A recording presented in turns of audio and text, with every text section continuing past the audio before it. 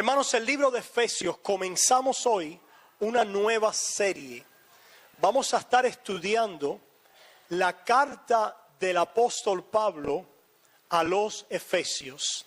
Hermanos, yo quiero poner delante de ustedes un reto, así como he puesto el reto de orar los unos por los otros. ¿Cuántos de nosotros leemos la Biblia nosotros solos? ¿Verdad que sí? Que la leemos, gloria a Dios. Ahora, la pregunta es, ¿cuántos de nosotros estamos leyendo la Biblia con alguien? Qué bueno, algunos lo estamos haciendo. Pues ese es el reto. El reto que quiero poner delante de ustedes es que de alguna manera comiences a compartir la lectura de la Biblia con alguien. ¿Por qué? Porque la palabra de Dios nos dice que nosotros nos exhortemos y hablemos la palabra los unos a los otros. Así como nos dice que oremos los unos por los otros, nos dice también que hablemos la palabra y nos exhortemos en ella los unos a los otros. Así que ahí está el reto. Por ejemplo, yo he comenzado, ¿con quién vamos a comenzar a leer la palabra? Bueno, número uno, si usted está en familia con alguien, ¿con quién lo va a hacer? Con su esposo, con su esposa. Si usted tiene hijos, ¿con quién lo va a hacer? Con sus hijos. Y así la puede empezar a leer con alguien. A lo mejor lo que tiene es un amigo en el trabajo y a lo mejor está abierto quizás en el almuerzo a leer algo de la Biblia. Usted lo puede hacer, una amiga, un amigo, un primo, una tía. Pero el reto es, leamos la Biblia con alguien. ¿Qué podemos empezar a leer en la Biblia? Leamos juntos el libro de Efesios. Hermanos, estoy muy entusiasmado con esta carta. La Biblia entera es hermosa, ¿verdad que sí? La Biblia es una joya, la Biblia es miel, la Biblia es dulce a nuestros oídos. La Biblia es algo que el cristiano, las palabras de Dios, el cristiano quiere atesorar en su corazón. Pero yo quiero abrir hoy las palabras de un libro en la Biblia que es corto, pero que es dulce, poderoso y profundo. Y estoy seguro que a usted le va a ser de tanta bendición como ha sido también en mi vida. Ahora, quiero también, hermanos, ayudarlos a leer la Biblia con alguien. Porque aquí, ¿qué yo hago? Leo la Biblia ¿con quién? Con ustedes. Para que usted pueda compartir la Biblia con alguien. Vamos a leer el pasaje y después nos sentamos juntos a compartir la palabra de Dios y a ver cómo lo podemos hacer con alguien. Comenzamos leyendo el versículo 1 de Efesios y vamos a leer versículos 1 al 14. Dice así la palabra: Pablo, apóstol de Jesucristo por la voluntad de Dios, a los santos y fieles en Cristo Jesús que están en Éfeso, gracia y paz a vosotros, de Dios nuestro Padre y del Señor Jesucristo. Bendito sea el Dios y Padre de nuestro Señor Jesucristo, que nos bendijo con toda bendición espiritual en los lugares celestiales en Cristo, según nos escogió en Él antes de la fundación del mundo, para que fuésemos santos y sin mancha delante de Él, en amor, habiéndonos predestinado para ser adoptados hijos suyos por medio de Jesucristo, según el puro afecto de su voluntad, para alabanza de la gloria de su gracia, con la cual nos hizo aceptos en el amado, en quien tenemos redención por su sangre, el perdón de pecados según las riquezas de su gracia, que hizo sobreabundar para con nosotros en toda sabiduría e inteligencia, dándonos a conocer el misterio de su voluntad, según su beneplácito, el cual se había propuesto en sí mismo de reunir todas las cosas en Cristo, en la dispensación del cumplimiento de los tiempos, así las que están en los cielos como las que están en la tierra. En Él, asimismo, tuvimos herencia, habiendo sido predestinados conforme al propósito de aquel que hace todas las cosas según el designio de su voluntad, a fin de que seamos para alabanza de su gloria nosotros los que primeramente esperábamos en Cristo, en él también vosotros, habiendo oído la palabra de verdad, el evangelio de vuestra salvación, y habiendo creído en él, fuisteis sellados con el Espíritu Santo de la promesa, que es las arras de nuestra herencia, hasta la redención de la posesión adquirida para alabanza de su gloria. El Señor añadirá su bendición a esta su palabra leída. Hermanos, la Biblia es una historia, pero una historia verdadera. No es un libro de ciencia ficción, ¿verdad? No es una historia abstracta de algo que no sabemos dónde pasó. La Biblia es la historia de los hechos de Dios en este mundo, en tiempos verdaderos, en tiempos reales, en lugares específicos en este mundo, la historia de lo que Dios ha hecho en Cristo Jesús para salvar y rescatar y juntar a un pueblo para que eternamente le sirvamos. Por lo tanto, cuando leemos la Biblia y la leemos con otro, queremos prestarle atención a algo que se llama el contexto. El contexto. ¿Cuántos de ustedes alguna vez ha hablado con una persona, pero antes de decirle lo que sucedió, le empezó a decir a esa persona, ¿dónde estabas? ¿Qué estaba sucediendo a tu alrededor? ¿Quiénes estaban contigo? ¿Dónde te encontrabas? ¿Cómo te sentías? ¿Con quién estabas hablando? Ese es el contexto. Hay unos predicadores que han dicho que un texto fuera de contexto es un pretexto.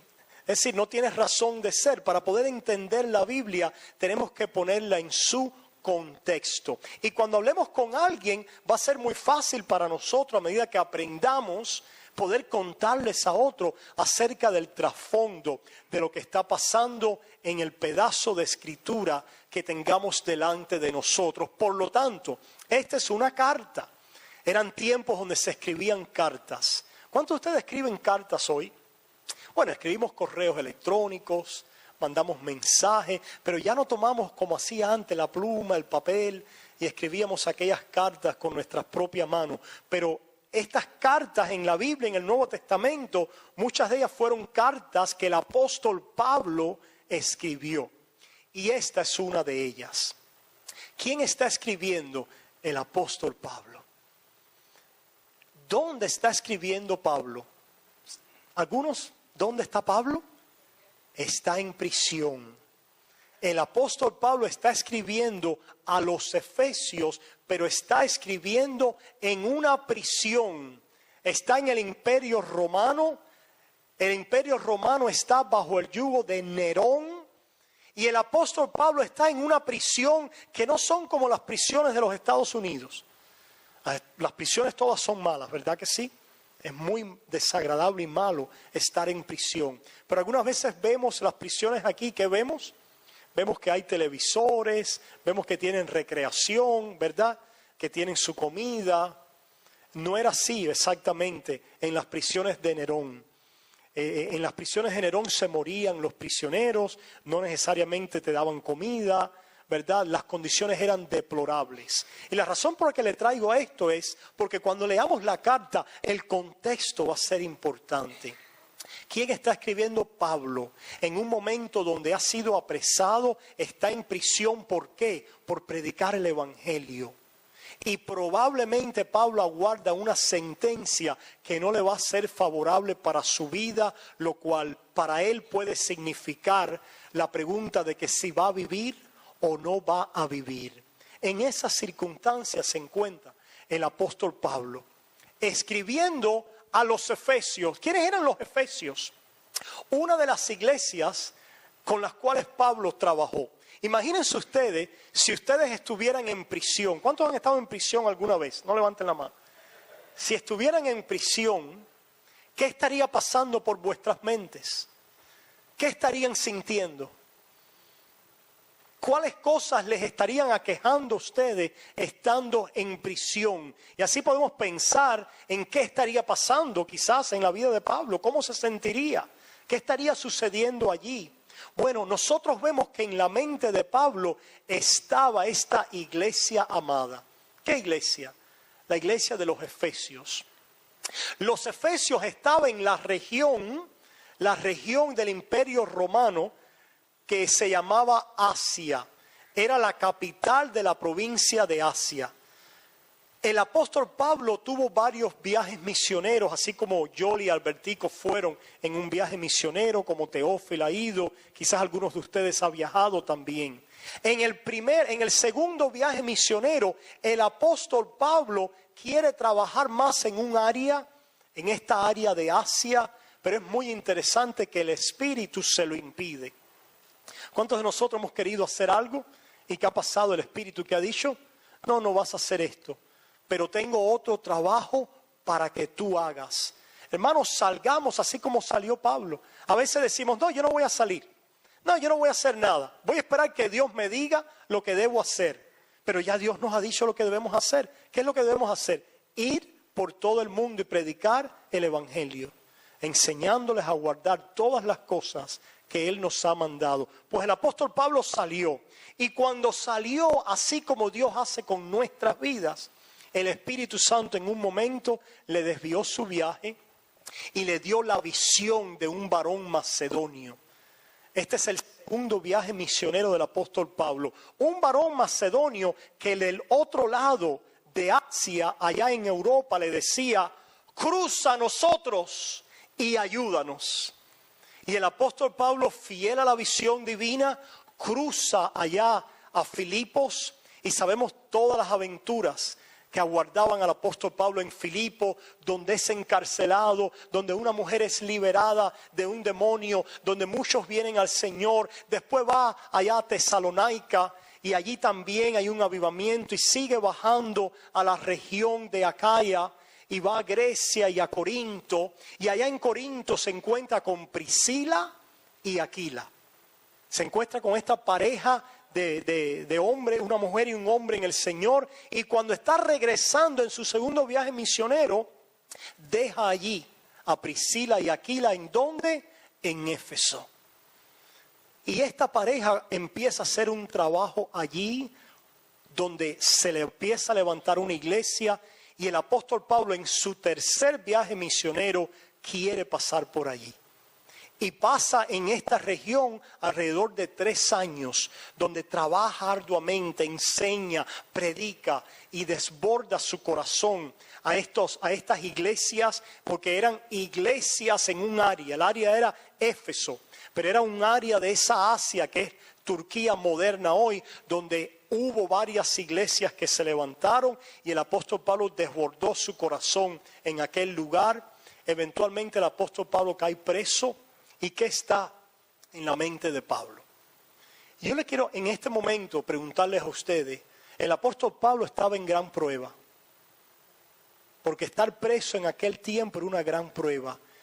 Nosotros podemos decir en este país hoy que estamos en prueba. Y la pregunta es, ¿qué llena nuestras mentes? ¿Qué es lo que mueve nuestras vidas? ¿Qué es lo que está en nuestros corazones en este tiempo de prueba? Hermanos, yo quiero poner delante de ustedes la tesis para este mensaje. Y es que el apóstol Pablo, en un tiempo de gran prueba en su vida, lo que quiere hacer es escribir y conectarse con su iglesia amada, con sus hermanos en Cristo, y quiere hacer algo con ellos. Los quiere invitar a adorar junto con Él.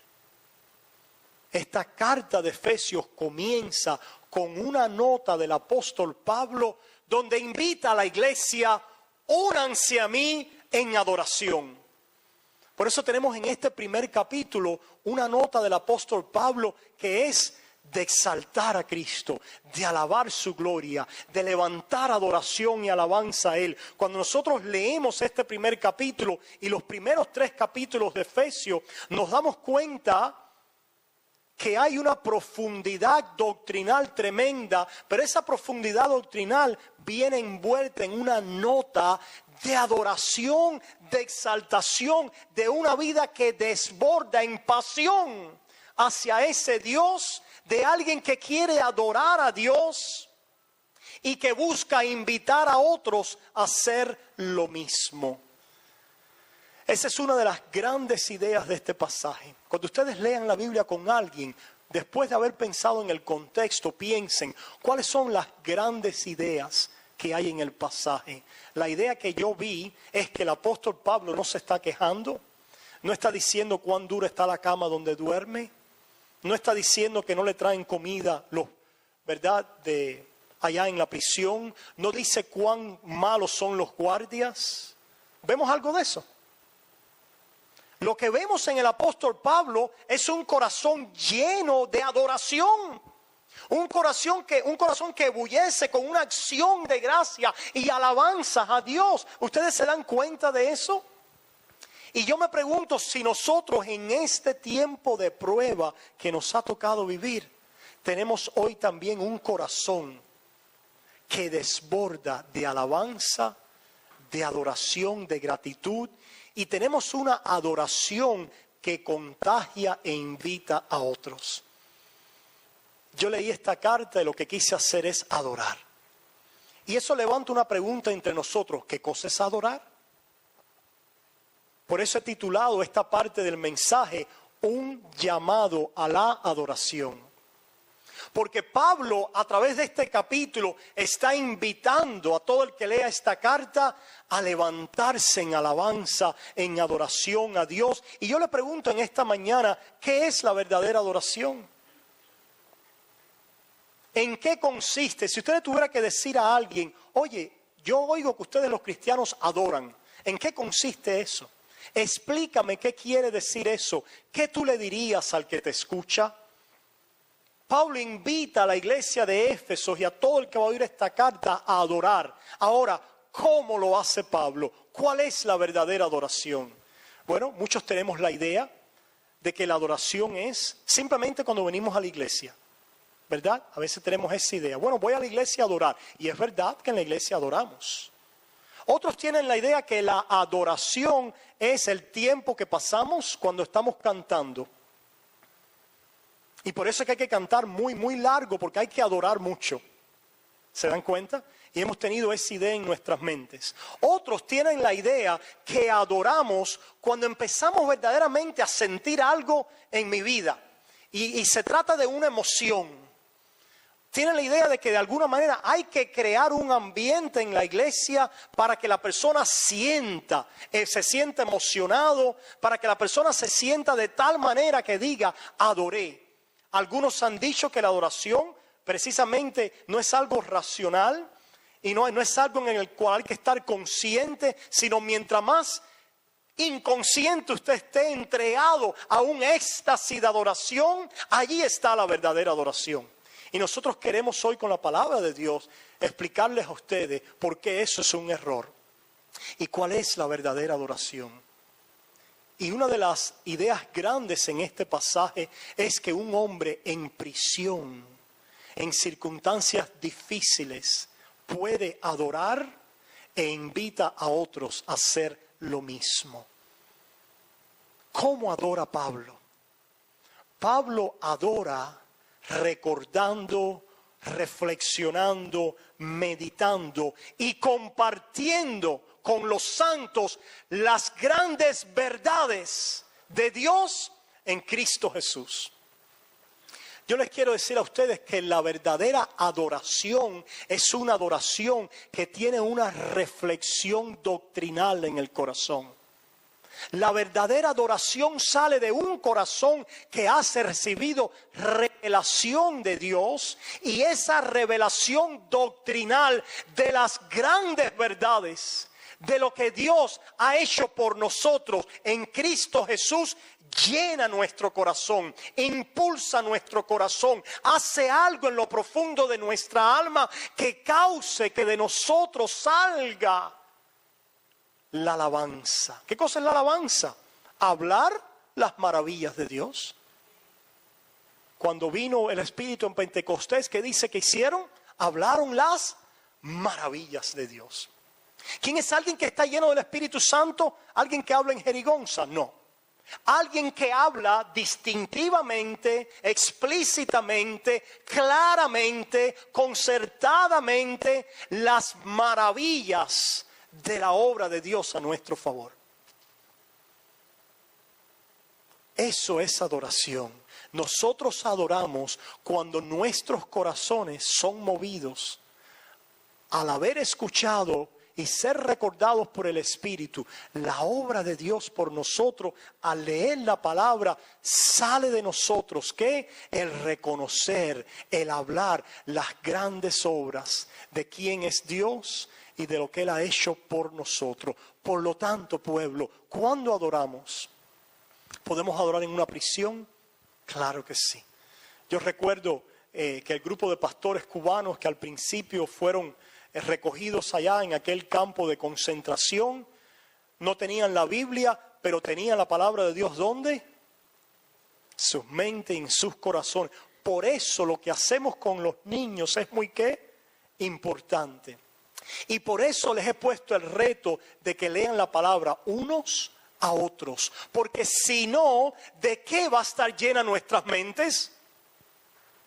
¿De qué va a estar lleno nuestros corazones? ¿Sabe lo que pasa cuando un pueblo carece el entendimiento de la palabra de Dios? Que van a adorar, lo que quieren ir es a sentirse bien. Y ya no quieren de ninguna manera, han desconectado el pensamiento de que para adorar, la adoración es algo que sale de un espíritu y un alma que está informado por las verdades doctrinales de quién es Dios y lo que Él ha hecho a nuestro favor. Y por lo tanto tenemos un pueblo que dice, vamos a adorar. Y mientras más tiempo adoremos y estemos 1 hora, 2 horas, adoramos, ay, qué bueno, ya, eché a un lado mis estreses. No, vete al gimnasio.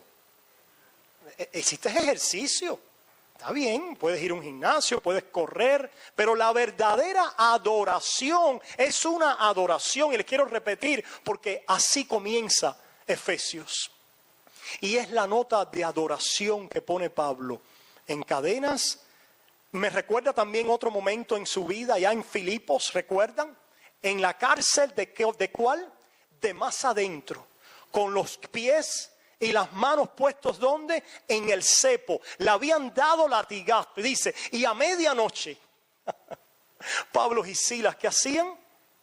Cantaban. Pero hermanos, ¿saben por qué cantaban? Porque el corazón de Pablo y Silas y de Pablo en este momento está latiendo profundamente en su mente con la reflexión de las grandes verdades doctrinales de quién es Dios y lo que Él ha hecho por nosotros a nuestro favor. Por eso es que dice la palabra, háblense unos a otros, ¿con qué? Con salmos. ¿Qué cosas son los salmos? ¿Recuentos de qué? De la obra de Dios a nuestro favor, recuento de las maravillas de lo que Jehová ha hecho a su pueblo. Háblense la palabra uno a otros, dice, con cánticos espirituales. Exhórtense unos a otros en la palabra de Dios. Esto nos hace y es parte de nuestra adoración al Señor.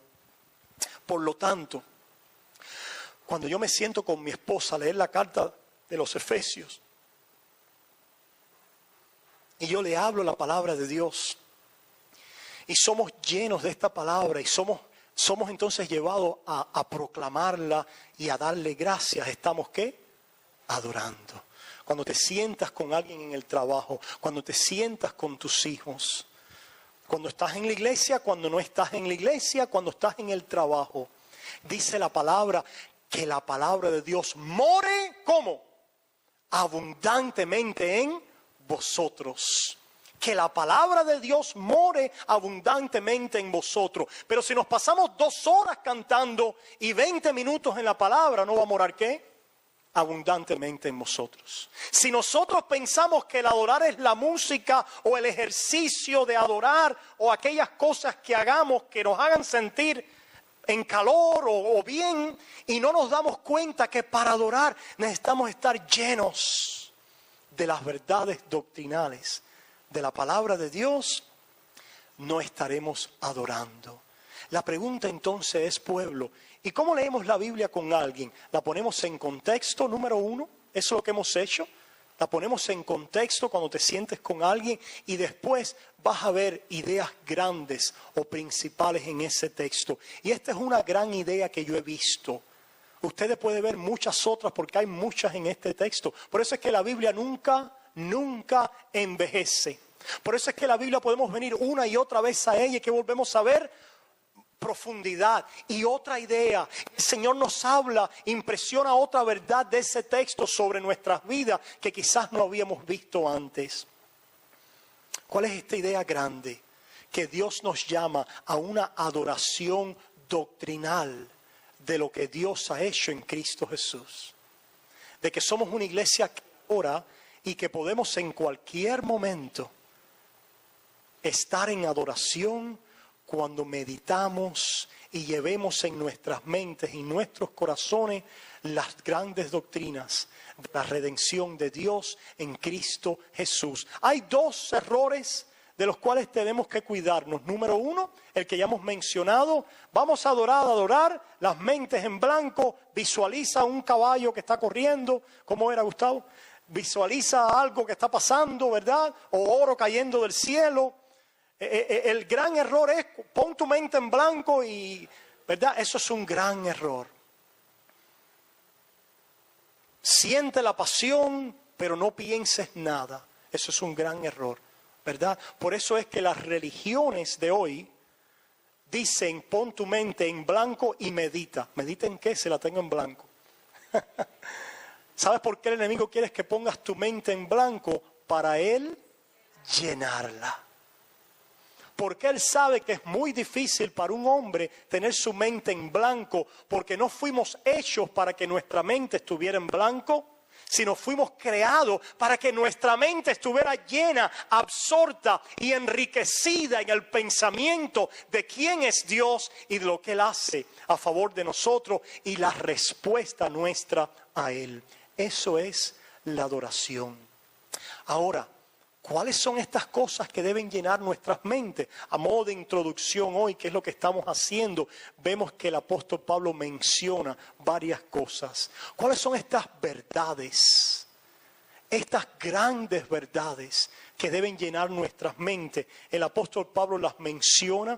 Les voy brevemente, vamos a entrar más profundo después en este texto. Pero mira cómo el apóstol Pablo adora. El apóstol Pablo adora cuando él medita, reflexiona y habla esta palabra que dice: el Señor nos bendijo con toda bendición espiritual en los lugares celestiales en Cristo, según nos escogió en Él antes de la fundación del mundo. La doctrina de la elección es una de las grandes verdades que apoyan la vida de adoración de una persona. Esta grande doctrina de que Dios antes de la fundación del mundo ha escogido un pueblo para salvación, para entregarles riquezas en Cristo, llenaba el pensamiento del apóstol Pablo, llenaba el pensamiento de alguien en prisión. Yo puedo estar pasando ahora muchas cosas, yo puedo estar en un momento en mi vida difícil, pero hay un Dios que es más grande que la historia, que me escogió aún antes de que yo lo escogiera a Él, porque me escogió cuando yo era enemigo, me escogió cuando yo estaba muerto en pecado, me escogió cuando yo caminaba hostil en mi vida y cuando no tenía discernimiento de nada espiritual. Y en aquel tiempo, antes de la fundación del mundo, o como diría Pablo después, desde que estaba en el vientre de mi madre, este Dios tenía planes y propósitos conmigo. ¿Te puede ayudar eso en un tiempo de prueba? Saber que somos escogidos de Dios. La doctrina de la elección. Mira qué más dice el apóstol Pablo: en amor habiéndonos predestinado. Las doctrinas de elección y predestinación figuran poderosamente en las grandes verdades que el apóstol Pablo enseña y repite una y otra vez en Romanos, en Tesalonicenses, en los Efesios. Una y otra vez en las cartas pastorales, una y otra vez el apóstol Pablo adora. ¿Cómo adora? Una adoración doctrinal, una adoración que no dice la doctrina no importa, una adoración que dice si no tengo doctrina no puedo adorar. Si no conozco quién es Dios y qué Él ha hecho y cómo trabaja y lo que ha hecho a mi favor, yo no puedo responder a Él. Si ustedes se fijan, los primeros 3 capítulos de Efesios, una tarea. Los primeros 3 capítulos de Efesios encuentren un mandamiento en estos 3 capítulos. Los primeros 3 capítulos de Efesios. En los primeros 3 capítulos de Efesios van a encontrar uno. Y el único que van a encontrar es un llamado a recordar, a traer a la mente, a no desmayar. ¿Por qué? Por lo que Dios ha hecho a nuestro favor. Por eso es que mi énfasis ha sido en este tiempo, en este último año y medio, de recordarles a ustedes las grandes verdades de lo que Dios ha hecho a nuestro favor. Comienza precisamente con esa doctrina aborrecida por muchos, pero que levanta Dios en su soberanía, que es la doctrina de la elección y la doctrina de la predestinación, que Dios antes de la fundación del mundo escogió un pueblo. ¿Por qué estás aquí hoy? Porque Él te escogió a ti. Por el que Él pensó en ti antes de la fundación del mundo. Porque cuando andabas perdido, sin Dios, sin pacto y sin promesa, y habías oído el evangelio quizás, pero te era locura, porque estabas muertos en delitos y pecados y apresado en las garras de Satanás, el Señor ya tenía un plan desde antes de la fundación del mundo, y a los que antes conoció, dice, a estos predestinó, y a los que predestinó, a estos llamó. ¿Por qué has sido llamado con un llamamiento eficaz? Porque has sido predestinado. Has sido predestinado para ser conforme a la imagen y semejanza de Cristo Jesús. ¿Y a quién Él llamó? A los predestinados. ¿Y quiénes son los predestinados? Los que Él antes conoció. ¿Quiénes son los que Él antes conoció? Aquellos que Él dijo, voy a levantar un pueblo. De un pueblo caído, hostil y rebelde a mí, porque ese éramos tú y yo. Tú y yo éramos hostiles, rebeldes. ¿A quién? A las cosas de Cristo y del Evangelio. No lo entendíamos. Dice la palabra en Romanos, no hay quien busque, no hay quien entienda, no hay quien se acerque a Dios. Ese éramos tú y yo.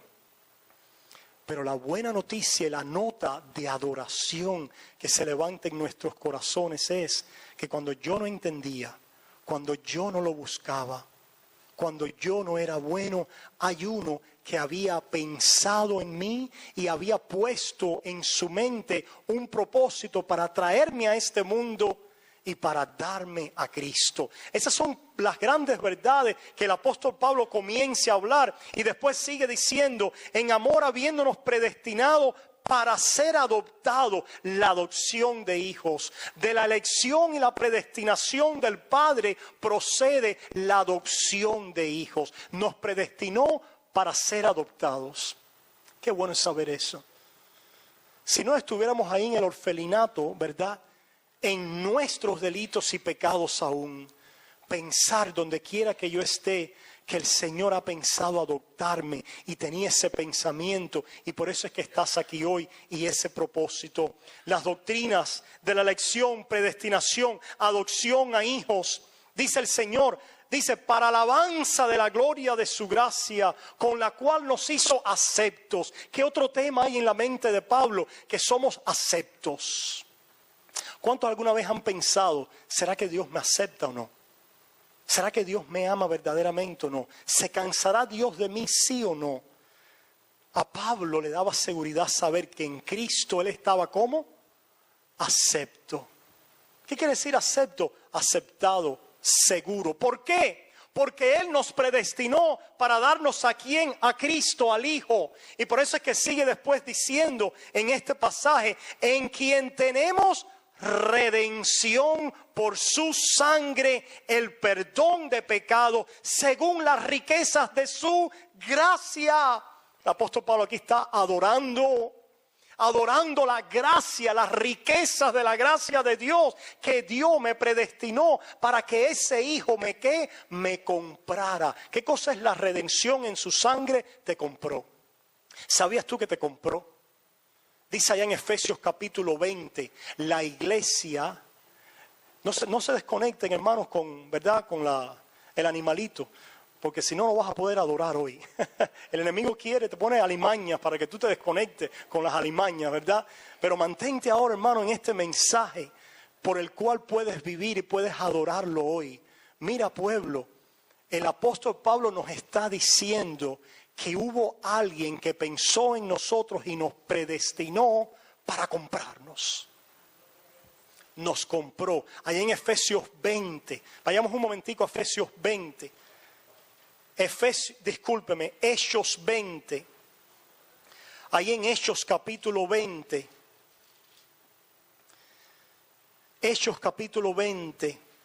El apóstol Pablo está hablando con los efesios. Allí en su regreso a Jerusalén, está hablando con los efesios y mira lo que les dice.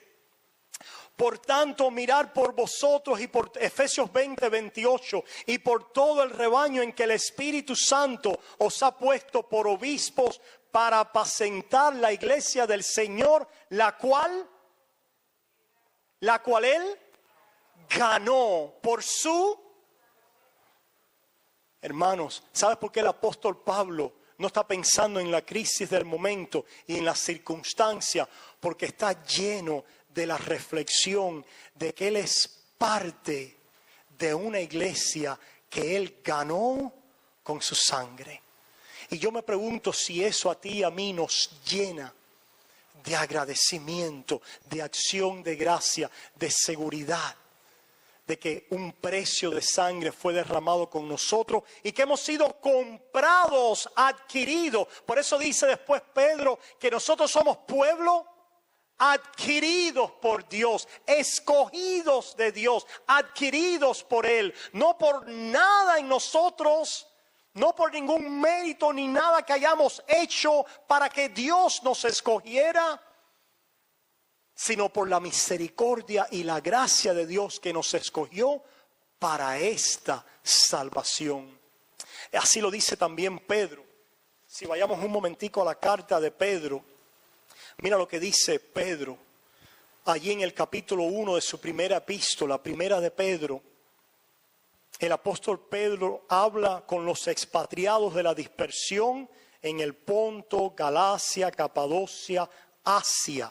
Ahí estaba Efesio y Bitinia. Y mira lo que les dice. Versículo 2.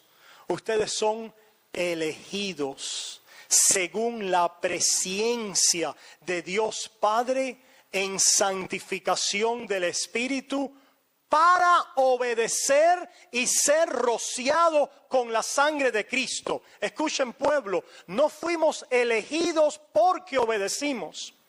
Fuimos elegidos para obedecer, fuimos elegidos en santificación del Espíritu. El Padre nos predestinó en esta elección eterna.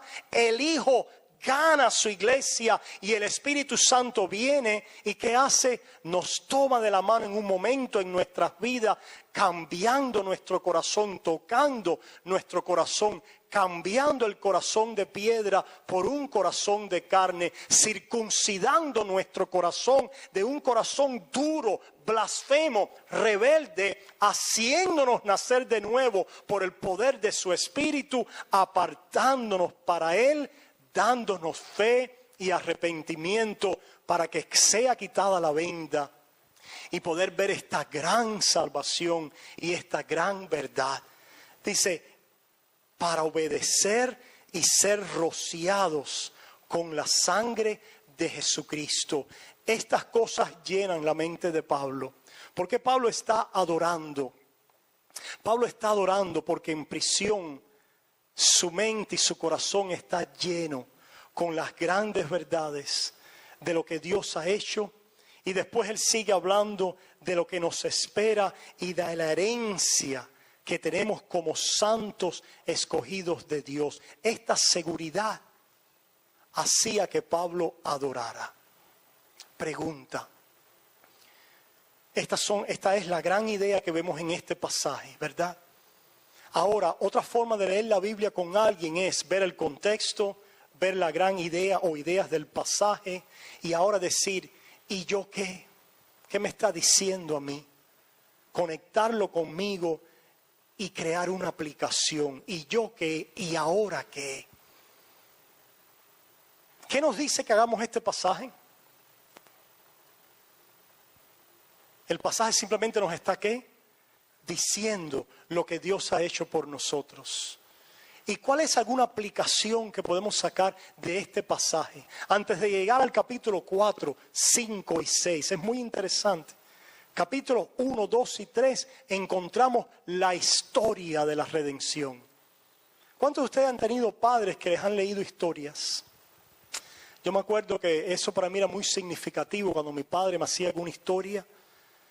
Y ahora cuando yo le digo a Isaac, vamos a acostarnos, que vamos a leer una historia de la Biblia, él viene corriendo, deseoso, y se acuesta, ¿qué? Ahí pega su cabecita ahí a escuchar la historia. ¿Sabes? Parte de la vida del cristiano es que escuchemos la historia. Que la escuchemos una y otra vez. La Biblia es la historia de la redención y de lo que Dios ha hecho a nuestro favor. ¿Cuál es la aplicación hoy en esta porción de la Escritura? ¿Estás tú oyendo la historia de lo que Dios ha hecho por ti?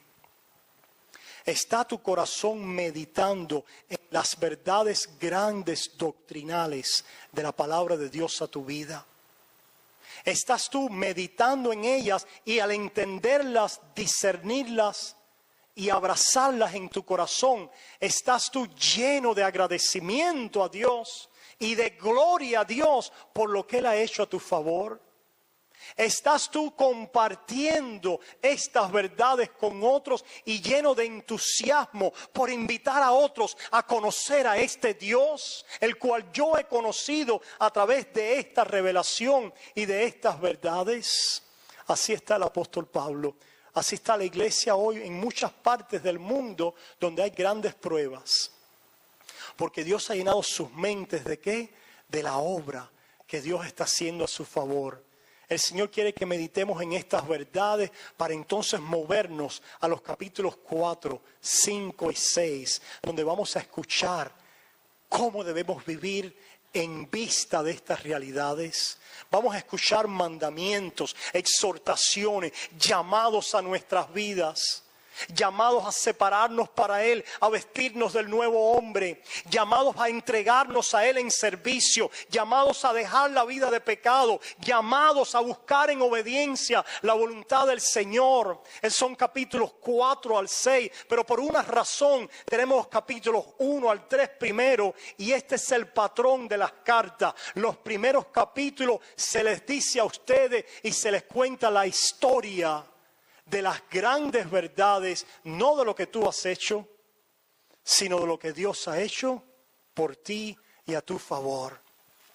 Y Dios quiere que estas grandes verdades no las dejemos atrás, sino que las hablemos, las recordemos, las traigamos a memoria, porque va a hacer que una iglesia adore y que adore doctrinalmente. Y hermanos, para terminar, quiero dejarles a ustedes en esta mañana otra gran idea que vi en este pasaje. Hay muchas, pero quiero dejarle otras de las que yo vi. Cuando ustedes se hablen la palabra unos a otros, vean más ideas en este pasaje, conéctela con vuestras vidas y busquen una aplicación para ella. ¿Qué me está diciendo a mí? Y ahora, ¿qué yo voy a hacer en respuesta a ello? La otra gran idea que he visto en este pasaje de la palabra de Dios está en el saludo de Pablo, con el cual los quiero dejar en esta mañana. Pablo llama a todos aquellos a los cuales les llega esta carta, a los santos y fieles en Cristo Jesús. Si usted es un hijo de Dios, la Biblia a usted le llama ¿cómo? Santo. Pastor, pero yo pensaba que santo era Santa Teresa, ¿verdad? O Santo fulano. Pastor, porque esas personas son los que han hecho grandes cosas. Espérate un momentico. El problema es que la Biblia no te llama santo por lo que tú has hecho. El Evangelio llama santo a un pueblo por lo que ha sido hecho a favor de ellos.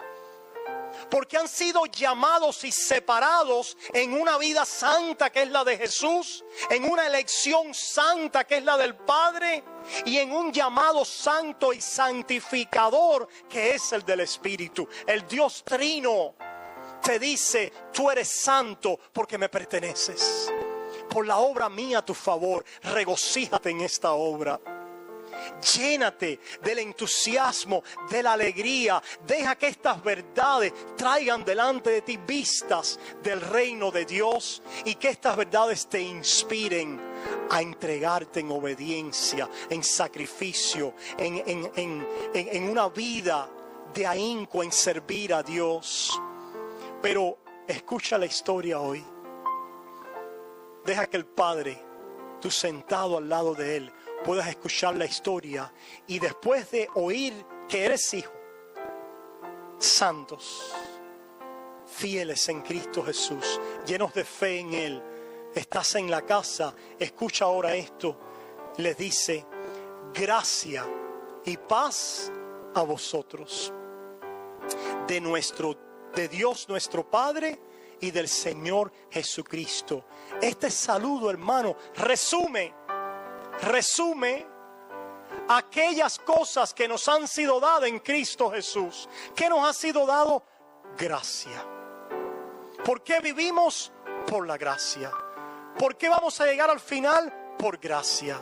¿Por qué vamos a entrar en el cielo? Por gracia. ¿Por qué nos levantamos otro día? Por gracia. Gracia es parte de ese saludo. Nos debemos estar saludándonos diciendo gracia y paz. Porque cuando tenemos gracia y hemos sido reconciliados en Cristo y en su obra que responde a esta elección del Padre, cuando nosotros somos reconciliados en Cristo Jesús y la fe llega a nuestras vidas, vemos que vivimos por gracia, que nuestra identidad no es una identidad de obras, sino que es una identidad de gracia. De que vivimos por lo que nos ha sido hecho y por lo que nos ha sido dado, y de que esa gracia y esa misericordia es nueva cada mañana.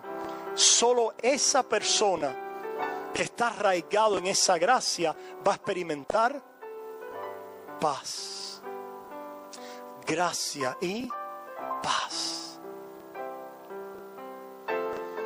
La fe con la cual vemos la gracia de Cristo dice que nos paz con Dios y llena nuestros corazones también de paz. ¿Qué necesitamos en estos tiempos, iglesia?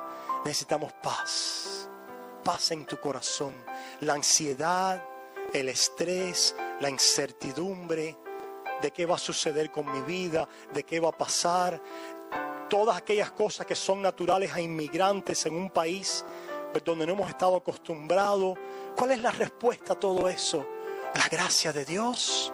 Y la paz que dice el Señor sobrepasa todo entendimiento. Oramos. Amante Padre, te exaltamos hoy por esta obra que has hecho a nuestro favor, por estas grandes verdades en las cuales nosotros hemos recibido herencia con los santificados. Gracias, Señor amado, por llamarnos con un llamamiento eficaz. Gracias por habernos escogido antes de la fundación del mundo. Gracias por habernos dado la adopción de hijos.